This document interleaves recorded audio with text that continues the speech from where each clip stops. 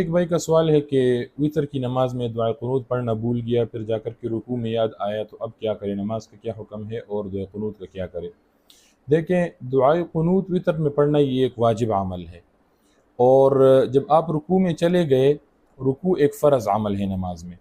تو فرض سے واجب کی طرف رجوع نہیں کیا جا سکتا، بس آپ اسی طرح سے نماز پوری کر لیں اپنے آخر تک، یعنی کہ اسی طرح رکوع میں رہیں، سجدہ کر لے، تشہد پڑھ لے، آخر میں ایک طرف سلام پیر کر کے سہو ادا کر لے تو آپ کی نماز درست ہو جائے گی۔ اگر کسی شخص نے مسئلے کی لا علمی کی وجہ سے رکوع سے پھر واپس کھڑا ہو گیا اور دعائے قنوت پڑھ لیا، پھر اس کے بعد پھر رکوع میں چلا گیا، اس طرح نماز پوری کر لی، تو تب بھی سجدہ سہو لازم ہے۔